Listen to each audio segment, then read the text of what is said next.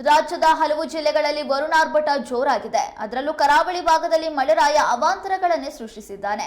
ಅದರಂತೆ ದಕ್ಷಿಣ ಕನ್ನಡ ಜಿಲ್ಲೆಯಾದ್ಯಂತ ವ್ಯಾಪಕ ಮಳೆಯಾಗ್ತಾ ಇರುವ ಹಿನ್ನೆಲೆಯಲ್ಲಿ ಮಳೆಗಾಲ ಮುಗಿಯುವವರೆಗೆ ಜಿಲ್ಲೆಯಲ್ಲಿ ಟ್ರೆಕ್ಕಿಂಗ್ ನಿಷೇಧಿಸಿ ಮತ್ತು ಜಿಲ್ಲೆಯ ಜಲಪ್ರದೇಶಗಳಲ್ಲೂ ಅನಧಿಕೃತ ಪ್ರವೇಶ ನಿರ್ಬಂಧಿಸಿ ಜಿಲ್ಲಾಧಿಕಾರಿ ಮುಲ್ಲೈ ಮುಗಿಲನ್ ಆದೇಶವನ್ನು ಹೊರಡಿಸಿದ್ದಾರೆ. ಕರ್ನಾಟಕ, ಗೋವಾ, ಮಹಾರಾಷ್ಟ್ರ ಮಧ್ಯೆ ಇರುವ ಜಲವಿವಾದ ಇದೀಗ ಮತ್ತೆ ಶುರುವಾಗಿದೆ. ಮಹದಾಯಿ ಯೋಜನೆಗೆ ಗೋವಾ ಸರ್ಕಾರದಿಂದ ಮತ್ತೆ ಖ್ಯಾತಿ ಶುರುವಾಗಿದೆ. ಹೀಗಾಗಿ ಯೋಜನೆ ಸಂಬಂಧ ಕೇಂದ್ರದ ಮೇಲೆ ಗೋವಾ ಸಿಎಂ ಒತ್ತಡವನ್ನ ಹಾಕಿದ್ದಾರೆ. ಈ ಸಂಬಂಧ ಗೋವಾ ಸರ್ಕಾರದ ಒತ್ತಡದಿಂದ ಮಹದಾಯಿ ಪ್ರವಾಹ ತಂಡ ಕಣಕುಂಬಿಗೆ ಭೇಟಿ ಕೊಡ್ತಾ ಇದೆ ಎಂದು ಗೋವಾ ಸಿಎಂ ಪ್ರಮೋದ್ ಸಾವಂತ್ ಸಾಮಾಜಿಕ ಜಾಲತಾಣದಲ್ಲಿ ಪೋಸ್ಟ್ ಅನ್ನು ಹಂಚಿಕೊಂಡಿದ್ದಾರೆ. ಬೆಳಗಾವಿ ಜಿಲ್ಲೆ ಖಾನಾಪುರ ತಾಲೂಕಿನ ಕಣಕುಂಬಿಯ ಮಹದಾಯಿ ಜಲಾನಯನ ಪ್ರದೇಶಕ್ಕೆ ಕೇಂದ್ರದ ಅಧಿಕಾರಿಗಳ ತಂಡ ನಾಳೆ ಭೇಟಿ ನೀಡಲಿದೆ. ಸದ್ಯದ ವಸ್ತುಸ್ಥಿತಿ, ನೀರು ಹರಿದು ಎಲ್ಲಿಗೆ ಹೋಗ್ತಾ ಇದೆ ಅಂತ ಪರಿಶೀಲನೆಯನ್ನ ಮಾಡಲಿದ್ದಾರೆ. ಕಾಡಾನೆ ಸೆರೆ ಕಾರ್ಯಾಚರಣೆ ವೇಳೆ ವೀರಮರಣವನ್ನಪ್ಪಿದ ಕ್ಯಾಪ್ಟನ್ ಅರ್ಜುನನನ್ನ ಸಕಲೇಶಪುರ ತಾಲೂಕಿನ ಯಳಸೂರು ಅರಣ್ಯದ ದಬ್ಬಳ್ಳಿಕಟ್ಟೆಯ ನೆಡುತೋಪಿನಲ್ಲಿ ಸಮಾಧಿ ಮಾಡಲಾಗಿತ್ತು. ಅದರಂತೆ ಅಂಬಾರಿ ಆನೆ ಅರ್ಜುನನ ಸಮಾಧಿ ಸ್ಥಳದಲ್ಲೇ ಇದೀಗ ಸ್ಮಾರಕ ನಿರ್ಮಾಣಕ್ಕೆ ಅರಣ್ಯ ಸಚಿವ ಈಶ್ವರ್ ಖಂಡ್ರೆ ಶನಿವಾರ ಶಂಕುಸ್ಥಾಪನೆಯನ್ನು ನೆರವೇರಿಸಿದ್ರು. ಕಳೆದ 2023ರ ಡಿಸೆಂಬರ್ 4ರಂದು ಕಾಡಾನೆ ಸೆರೆ ಕಾರ್ಯಾಚರಣೆ ವೇಳೆ ಅರ್ಜುನ ಸಾವನ್ನಪ್ಪಿದ್ದ. ಜೊತೆಗೆ ಅರ್ಜುನನ ಸಮಾಧಿ ಬಳಿ ಸ್ಮಾರಕ ನಿರ್ಮಾಣ ಮಾಡುವಂತೆ ಆತನ ಅಭಿಮಾನಿಗಳು ಒತ್ತಾಯಿಸಿದ್ರು. ಆ ಹಿನ್ನೆಲೆ ಶಂಕುಸ್ಥಾಪನೆಯನ್ನ ನೆರವೇರಿಸಲಾಯಿತು. ಗೃಹಲಕ್ಷ್ಮಿ ಯೋಜನೆ ಹಣ ಫಲಾನುಭವಿಗಳಿಗೆ ಸಿಗೋದು ತಡವಾಗ್ತಾ ಇದೆ. 2-3 ತಿಂಗಳಿನಿಂದ ಹಣ ಸಿಕ್ಕಿಲ್ಲ ಅಂತ ಬಳ್ಳಾರಿಯಲ್ಲಿ ಮಾಧ್ಯಮ ಪ್ರತಿನಿಧಿಗಳು ಕೇಳಿದಾಕ್ಷಣ ಮಹಿಳಾ ಮತ್ತು ಮಕ್ಕಳ ಕಲ್ಯಾಣ ಸಚಿವೆ ಲಕ್ಷ್ಮೀ ಹೆಬ್ಬಾಳ್ಕರ್ ಕೋಪಗೊಂಡ್ರು. ಬ್ರದರ್, ನೀವು ಮಹಿಳಾ ಮಕ್ಕಳ ಕಲ್ಯಾಣ ಇಲಾಖೆ ಮಂತ್ರಿ ಜೊತೆ ಮಾತಾಡ್ತಾ ಇದ್ದೀರಿ ಅಂತ ಗೊತ್ತಿರಲಿ. 2-3 ತಿಂಗಳುಗಳಿಂದ ಹಣ ಸಿಕ್ಕಿಲ್ಲ ಅನ್ನೋದು ಸುಳ್ಳು. ಮೇ 5ರವರೆಗೆ ಹಣ ಡಿಬಿಟಿ ಮೂಲಕ ರವಾನೆಯಾಗಿದೆ. ಜೂನ್ ತಿಂಗಳದ್ದು ಡಿಬಿಟಿ ಎಲ್ಲ ರೆಡಿಯಾಗಿದೆ.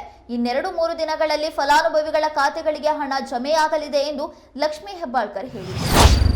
ಬೇಬಿ ಬೆಟ್ಟ ಟ್ರಯಲ್ ಬ್ಲಾಸ್ಟ್ ವಿರೋಧಿಸಿ ರೈತರು ಧರಣಿ ನಡೆಸ್ತಾ ಇರುವ ಹಿನ್ನೆಲೆಯಲ್ಲಿಯೇ ಮಂಡ್ಯದ ಜಿಲ್ಲಾ ಪಂಚಾಯತ್ ಸಭಾಂಗಣದಲ್ಲಿ ಉಸ್ತುವಾರಿ ಸಚಿವ ಚೆಲುವರಾಯಸ್ವಾಮಿ ನೇತೃತ್ವದಲ್ಲಿ ತುರ್ತು ಸಭೆಯನ್ನು ನಡೆಸಲಾಗಿದೆ.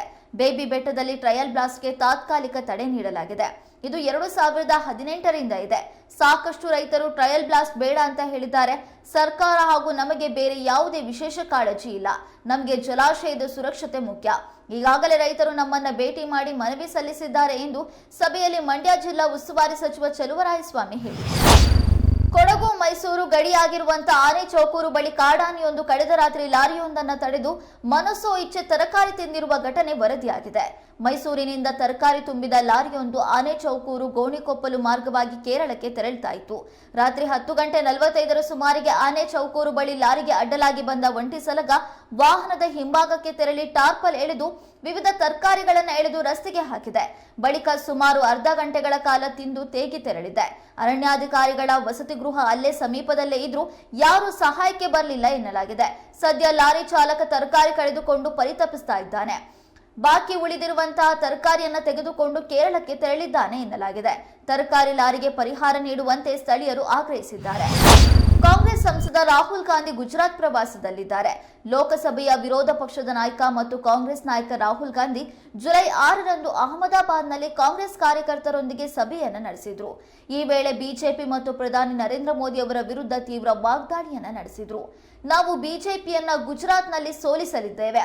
ಅಯೋಧ್ಯೆಯಲ್ಲಿ ನರೇಂದ್ರ ಮೋದಿ ಮತ್ತು ಬಿಜೆಪಿಯನ್ನ ಸೋಲಿಸಿದಂತೆಯೇ ಗುಜರಾತ್ನಲ್ಲಿಯೂ ಸೋಲಿಸುತ್ತೇವೆ ಎಂದು ರಾಹುಲ್ ಗಾಂಧಿ ಹೇಳಿದರು. ಬಿಸಿಗಾಳಿಯ ಆರ್ಭಟಕ್ಕೆ ಅಮೆರಿಕದ ಜನತೆ ಕಂಗೆಟ್ಟಿದ್ದಾರೆ. ಅಮೆರಿಕ ದೇಶದ ಪಶ್ಚಿಮ ಭಾಗದಲ್ಲಿ ಇರುವ ರಾಜ್ಯಗಳಲ್ಲಿ ಉಷ್ಣಾಂಶ ದಾಖಲೆ ಮಟ್ಟಕ್ಕೆ ಏರಿಕೆ ಕಂಡಿದೆ. ಉಷ್ಣ ಮಾರುತಗಳು ಅತ್ಯಂತ ನಿಧಾನವಾಗಿ ಸಾಗ್ತಾ ಇದ್ದು ಜನತೆ ಬಿಸಿಲ ಝಳಕ್ಕೆ ತತ್ತರಿಸಿ ಹೋಗಿದ್ದಾರೆ. ಪೆಸಿಫಿಕ್ ಸಾಗರದ ವಾಯುವ್ಯ ದಿಕ್ಕಿನಿಂದ ಆರಂಭಗೊಂಡು ಅರಿಜೋನಾ ರಾಜ್ಯದವರೆಗೆ ಬಿಸಿಗಾಳಿಯ ಆರ್ಭಟ ಮುಂದುವರೆದಿದೆ. ಈ ಹಿಂದಿನ ಎಲ್ಲಾ ದಾಖಲೆಗಳನ್ನು ಮೀರಿ ಉಷ್ಣಾಂಶ ಏರಿಕೆ ಕಂಡಿದೆ. ಮುಂಬರುವ ದಿನಗಳಲ್ಲಿ ಉಷ್ಣಾಂಶ ಇನ್ನಷ್ಟು ಏರಿಕೆಯಾಗುವ ಸಾಧ್ಯತೆ ಕೂಡ ದಟ್ಟವಾಗಿದೆ. ಬಿಜೆಪಿ ಹಿರಿಯ ನಾಯಕ ಎಲ್.ಕೆ. ಅಡ್ವಾಣಿ ಅವರ ಆರೋಗ್ಯ ಸ್ಥಿತಿ ಸ್ಥಿರವಾಗಿದ್ದು ತಮ್ಮ ನಿವಾಸದಲ್ಲೇ ವಿಶ್ರಾಂತಿಯನ್ನ ಪಡೆದಿದ್ದಾರೆ. ವಯೋಸಹಜ ಆರೋಗ್ಯ ಸಮಸ್ಯೆಗಳಿಗೆ ತುತ್ತಾಗಿದ್ದ ಅವರನ್ನ ಜುಲೈ 3 ಬುಧವಾರ ರಾತ್ರಿ ದಿಲ್ಲಿಯ ಅಪೋಲೋ ಆಸ್ಪತ್ರೆಗೆ ದಾಖಲು ಮಾಡಲಾಗಿತ್ತು. ಬಳಿಕ ಜುಲೈ 4ರಂದು ಗುರುವಾರ ಸಂಜೆ ವೇಳೆ ಅಡ್ವಾಣಿ ಅವರನ್ನ ಆಸ್ಪತ್ರೆಯಿಂದ ಡಿಸ್ಚಾರ್ಜ್ ಮಾಡಲಾಗಿತ್ತು. ಎಲ್.ಕೆ. ಅಡ್ವಾಣಿ ಅವರ ಆರೋಗ್ಯದ ಕುರಿತಾಗಿ ಕುಟುಂಬಸ್ಥರು ಕೂಡ ಮಾಹಿತಿಯನ್ನು ನೀಡಿದ್ದು ಅವರು ಮನೆಯಲ್ಲಿಯೇ ಚೇತರಿಕೆ ಕಾಣ್ತಾ ಇದ್ದಾರೆ ಎಂದು ತಿಳಿಸಿದ್ದಾರೆ. ಇದಿಷ್ಟು ಇವತ್ತಿನ ಸ್ಪೀಡ್ ನ್ಯೂಸ್. ಮತ್ತಷ್ಟು ಅಪ್ಡೇಟ್ಸ್ಗಾಗಿ ನೋಡ್ತಾ ಇರಿ ಕನ್ನಡ ಮೀಡಿಯಂ 24x7.